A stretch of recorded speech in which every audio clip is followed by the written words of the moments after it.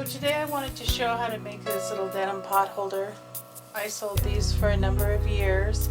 I used to sell them for $6 a piece.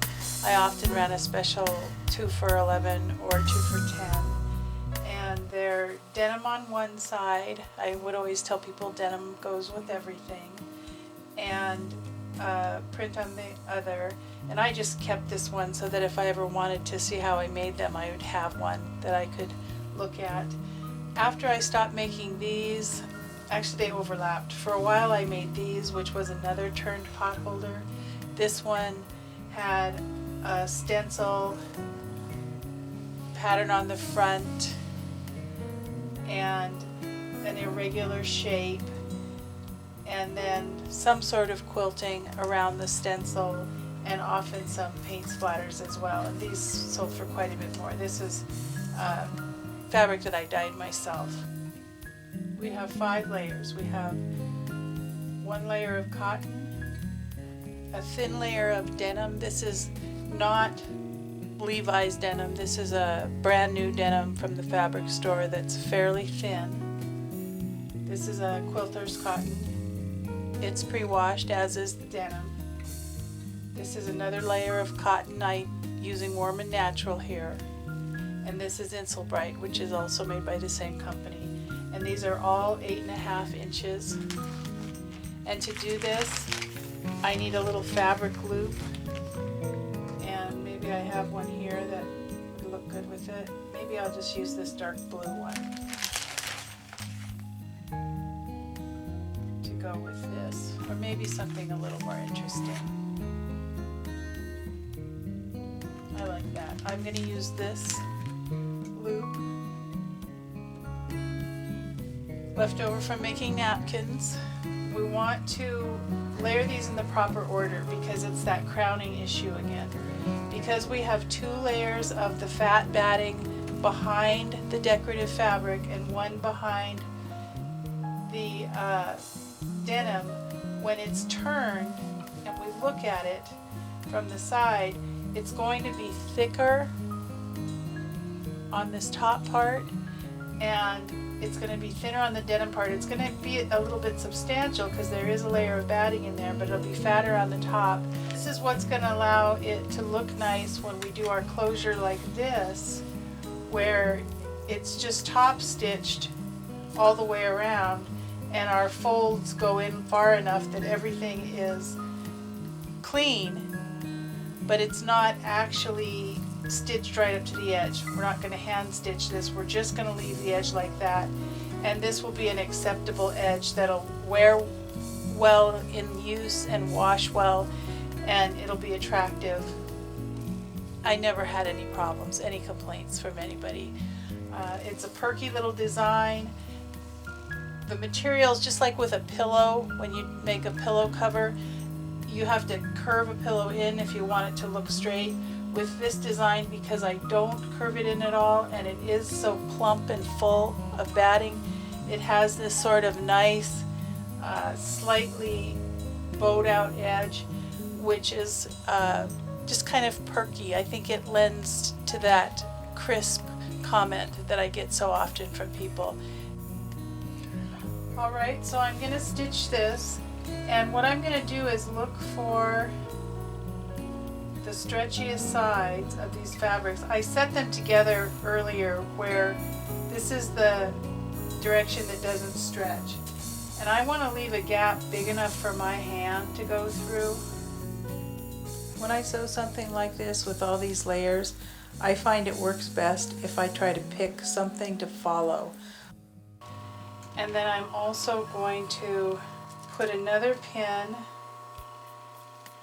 in one of the corners to remind me to put my loop in. I generally will follow my cotton fabric because it stretches less and distorts less than the denim, which has a lot of stretch, or the batting. I don't actually pin these, I just hold it in there and sew it when I get there. And it's just folded in half, basically matched up to the edge of the raw edges, all matched up. At this corner, I'm just going to go, I try to anchor that in a little extra bit more than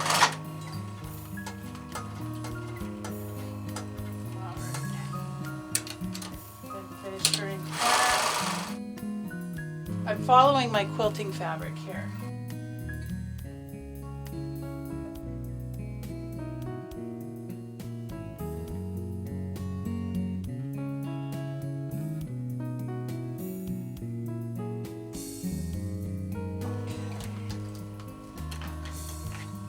Just ran out of bobbin thread. Isn't that nice when you run out of bobbin thread with 1.5 inches instead of 1.5 inches short? Then I'm gonna take this, trim off these edges. I'm gonna leave at least 1/8. A little more on that corner.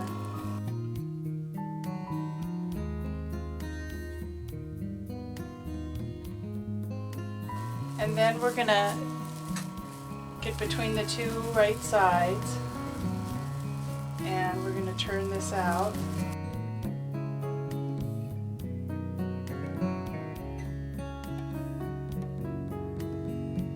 This is nice because it really will pull that corner out good.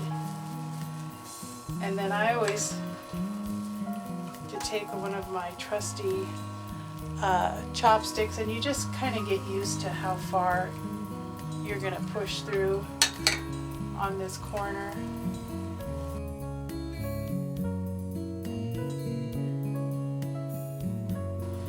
Even without pressing, this already wants to be a perky little potholder, but we are going to take it to the iron and blast it right here so that this edge behaves. Trying to make sure these parts are all nicely flattened down. And then I'm just going to steam it from the top.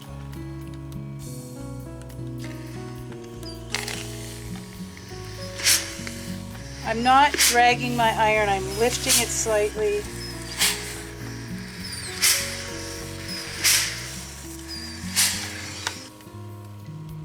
You can see that these edges are nice and straight. I might just push that in just a little teeny bit.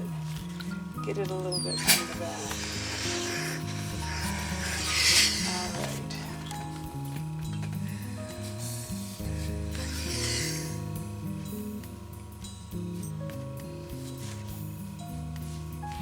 Okay, I've moved my foot over, so I'm probably about between 3/8 and 1/2 inch, and this is my hole right here on this side.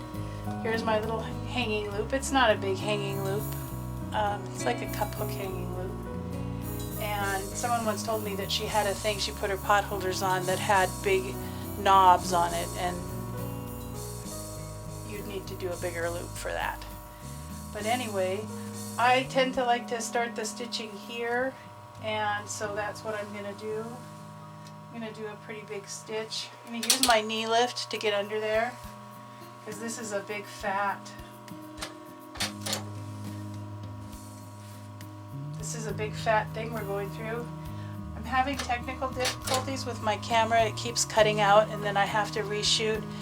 And I'm making 2 of these. The first one I forgot to put the loop in, and so this one doesn't have a loop. I'm going to finish it up. I don't have time to pick this open and put a loop in, and I think I'm just going to throw this in our basket in the kitchen anyway. So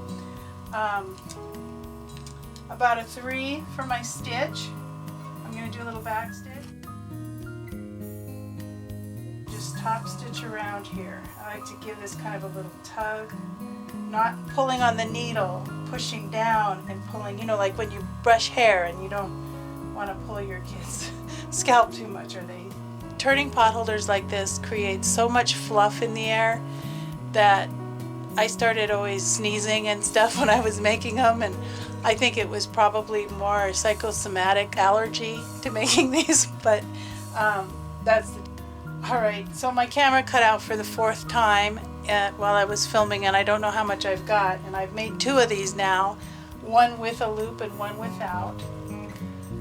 But you can see that they're cute, perky little potholders, and these edges have everything finished off inside them, even though they're not hand stitched, and they're not stitched really close to the edge.